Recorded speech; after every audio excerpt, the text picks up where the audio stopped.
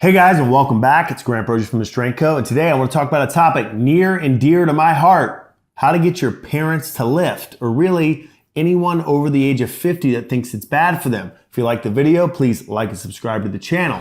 A few years ago, I wrote an article with the same title, How to Get Your Parents to Lift. Go check it out on the blog. And I will tell you, over time, it has been one of our top performing pieces of content ever. And we appreciate that. Thanks for reading it. But more importantly, the reason I appreciate that so much is because if I look at our channel demographics, the majority of people that watch our channel are between 25 and 40. And the fact that they're thinking about their parents and how they can make them stronger, I appreciate. In the article, I laid out some strategies of how to talk to your parents about it, how do you talk to your aunt or uncle about it, or how to gently get them to the point where they could think about walking into a gym that has barbells and cast iron weights, by ours by the way, and lift weights. Before I get into some strategy of how to talk to your parents or your loved ones, what I'll tell you is my father, who's been lifting since 2019, and he's strong now, over 300-pound squatter. I'm trying to get him to set the South Carolina state record for the squat. I mean, deadlifts over 340, even though he has an elbow that's missing. Yeah, watch that video. I mean, he's really strong. And out of nowhere the other day, he sends me this video, which is by Bob, one of the greatest physical therapists on the internet, 5 million subscribers. Let's watch the first minute. Are you over 55 and maybe concerned about losing muscle mass or bone density, like osteoporosis? First of all, this Dr. Bob knows his audience. If you're over 55, of course you're worried about losing muscle mass and osteoporosis. And again, this guy's got 5 million subscribers. With that said, he knows who he's speaking to. Keep listening. Well, you should be concerned because many studies show people that fall into this age group do develop muscle loss and osteoporosis, especially if they are sedentary. So if we get a little more technical about this, muscle loss is actually known as sarcopenia, but I gotta stop there. My dad, a preacher, someone that knows Hebrew and Greek, this is one of the words that I actually got him to listen to me on. Sarcopenia, the technical Greek meaning is flesh loss, which means as you get older, you lose muscle mass. This means that if you do nothing and you just ride through life, as you get older, you get weaker. Let's listen a little more. bone density loss is known as osteoporosis. And muscle loss is typically always associated with less strength, which can lead to poorer balance and more risk for falling. Now, you compile that or compound that with less bone density makes your bones weaker. So if you do happen to fall, you're more likely to have a fracture. Now, within 40 seconds, these guys have clearly made a case for why you should lift weights.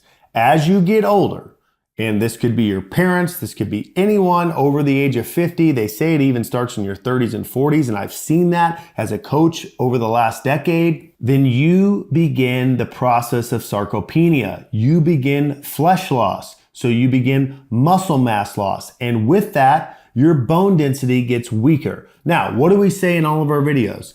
Getting stronger impacts all areas of physical fitness. If you're stronger, you can run faster, you can pick things up better, you have better balance, you have better agility. So if you get weaker, all of those things go down. So just like Dr. Bob said, if you get weaker, then you're more prone to falling. And if you have been doing nothing to fight sarcopenia, then what has also happened? You've increased your osteoporosis chances. You've increased your weakening of the bones. So now that fall, which wouldn't matter when you're 30 and you just hit your hands on the concrete, maybe scuff them up, now matters because you fall and you break a hip, you break a forearm, you shatter a femur.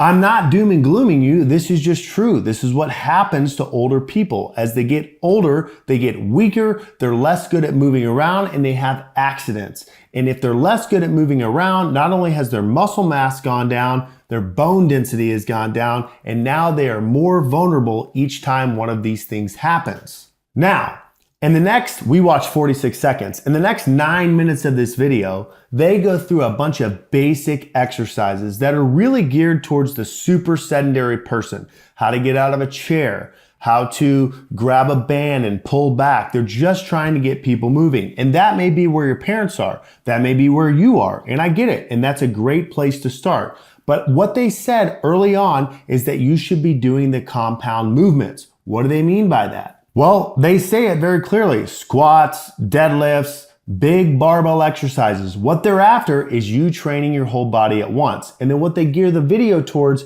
is someone that's not moving at all. What I will tell you, when it comes to convincing your parents or whoever is older and you're worried about this problem is the approach that you take means everything. Having owned a gym for quite some time and trained people well into their 90s, I can tell you that most people that come into the gym can deadlift day one. No, dead seriously. Most people can deadlift right out of the gate, albeit lightweight, but they can do it. But what you need to do when you're convincing someone is not scare them. The way to get your dad to lift isn't said to say, hey, look at me deadlifting 500 pounds. That's not it. The way to get your mom to lift isn't to show someone squatting 300 pounds. That all looks scary and intimidating. You need to make this seem very approachable and reasonable. Now, please share them this video, and I hope they watch this one and listen to me, but maybe you got to show them the video from Dr. Bob. Hey, here's a guy that's older that's saying this is what he does. By the way, you can speed up the process if you immediately attempt these barbell lifts. Now, that doesn't mean walk into the gym and put a 45-pound bar on your mom and make her squat, but what it does mean is to go in with that mindset. Take your parents into the gym and do whatever they can do. So I always say the getting out of the chair test, which Dr. Bob talked about here. Put someone in a chair and put them in a squat stance, their heels underneath their shoulders, their toes out a little bit, and tell them to get up. Notice if they grab the handles or not. If they do, that's instinctive behavior that tells you that they don't think that they can get up out of the chair simply with quad and lower body strength. So they're pushing off of something. That's fine. But I bet that person, if they can get up, even with pushing off of the armrest, can probably deadlift 35 pounds. How do you deadlift 35 pounds? Well, you buy the Strength Coach 10 bumpers and get a 15-pound technique bar. That's coming on the store soon too as well. The process of getting your parents stronger can get really in depth, but in general, I like people to start with the deadlift, maybe a bench press, something that they can at least get going with. But we're here to talk about how to convince them, how to tell them to at least get started. For my mom and dad, I kind of used the future as leverage. No, but I really did. I'm the fourth of 5 children. My 3 older siblings all have multiple kids. Our family's like gigantic. And here I was just about to get married. And I said, Mom, Dad, I want you to be around when I have grandkids. I want you to run around like I watch you run around with all those kids. So I need you to get strong so that you don't get weaker. And that appealed to them.